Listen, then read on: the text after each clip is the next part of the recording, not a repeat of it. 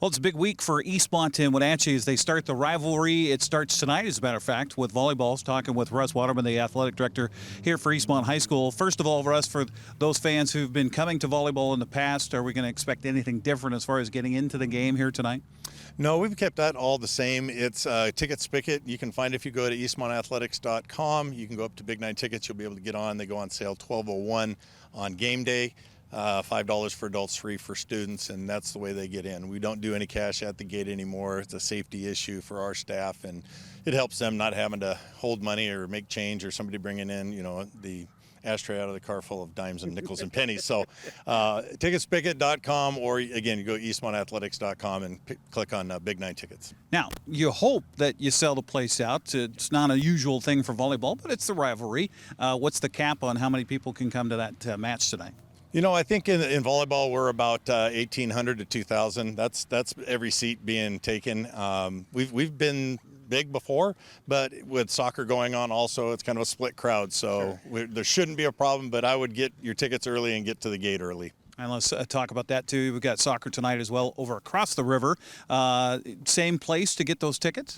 Yeah, same place. And Okay. you're going to want to look for Wenatchee on that one. Since the Wenatchee's hosting, it'll be under their Ticket Spigot site. But if you still go to that site on our website, it'll take you to the Big Nine site, and you can pick any tickets up. Now, it's early in the season, and we've got a fifth season here in North Central Washington now. You got fall, winter, spring, summer, and fire season. Yeah. You'll see that there's nothing happening behind us here, and that's for good reason because of the smoke. What's the situation as we look at soccer for tonight and we look at football for Friday? There's been some discrepancy in the state on which metrics to use. Before, we'd already used 150 on the AQI. The Department of Ecology this year came out and moved that bar to 100. And we're supposed to be inside, but it's also up to a little bit on local discretion. So in talking with our local health district, they're okay with about up to 120. But what we find here in the valley is it can be really ugly in the morning. About 2:30, the wind comes in, cleans us out, and we're down in the green or a low yellow by that day. And I know that Mr. Beeson will be making that determination early on in the day. But I'm hoping that it holds out and it gets better and we have that game. We don't like to reschedule because games are fixed and rest time and recovery is important. Well, speaking of which, of course, volleyball on their way across Stevens Pass on Saturday, and I see on Facebook suddenly the bus was turned around because of the fire in Index. I mean, heck of a deal. You going to be able to get that made up, you hope? We hope so. I talked with their AD, Ashley Tuiasosopo, on Saturday, and they have some tournaments that they have to do. I said, if you get a cancellation, call us, and we're free.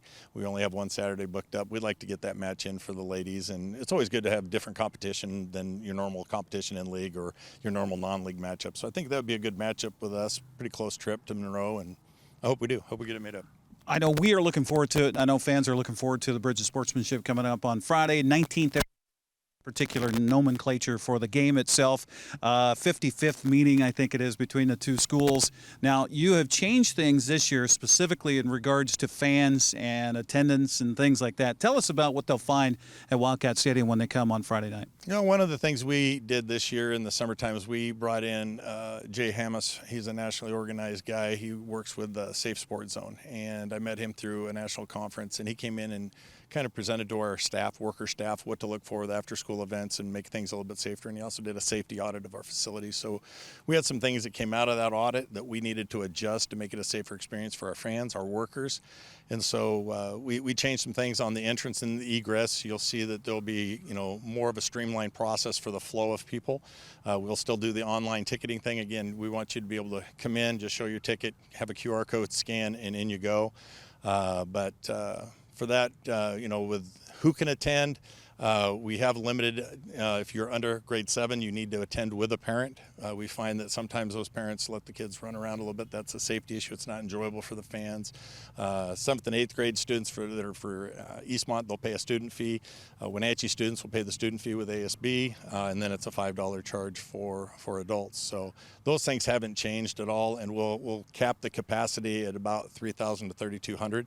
Last year we had about 2,600 sold tickets, so I think we're going to be okay there, but being early in the season, good weather, we expect a little bit more.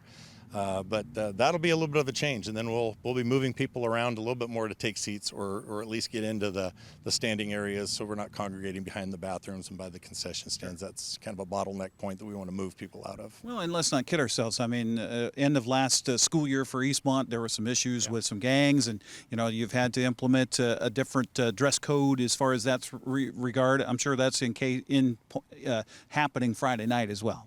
We really want to make sure that everything's safe. We want every student to be safe. We want it to be a community event again. We don't want small factions of people or groups of people to distract from that and have their own personal agenda. So we will have, our fair share of administration at each gate. We'll have our fair share of law enforcement from both Wenatchee and Eastmont.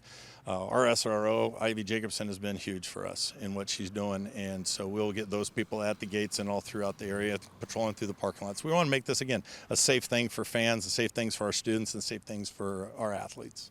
Ticket Spigot is the place to go to get your tickets starting on Friday for Friday night's game. That's correct. And of course, we'll keep you up to date if something changes as far as smoke and things like that. We'll knock on wood that that's not going to happen. As far as football is concerned, it's odd to see both teams winless so far. Of course, it's early. I know there's a lot of fans that are going, geez, how come this game isn't towards the end of the season like usual? I mean, it's a matter of scheduling, right? Right, it is a matter of scheduling. So when we do a 2-year cycle, we'll pull numbers at the AD meeting, and then we already got our assigned numbers, and so that matchup happens in that week. And for us, it came out to be a week 3. The upside to that is everybody's going to be healthy for the most part. Where in the end of the year, you might be banged up a little bit.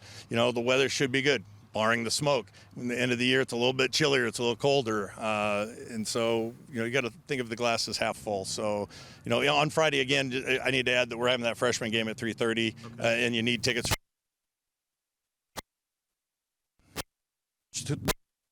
The two, or okay. More thing, Friday night, especially, you got the Bridge of Sportsmanship going on, you got Wenatchee Eastmont going on. You also have a special ceremony that you're going to recognize some folks before the game as well as at halftime. Yeah, we decided to try of our induction of the class of 2022 Hall of Fame.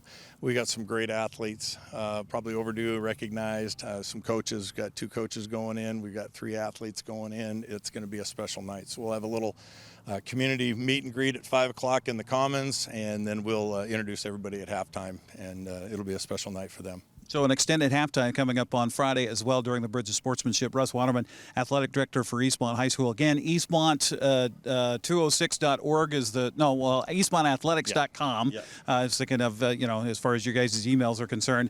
Again, social media, they have a great presence on social media. Eastmont Athletics, Eastmont Wildcats. Just do a search. We'll, of course, keep you up to date on our social media as well in case anything should change between tonight and coming up on Friday. Russ, thank you, and have a good rest of the week. It's going to be a busy week, but what a great week. Huh? Go Cats. There you go. Russ Waterman joining us here on Wake Up Wenatchee Valley.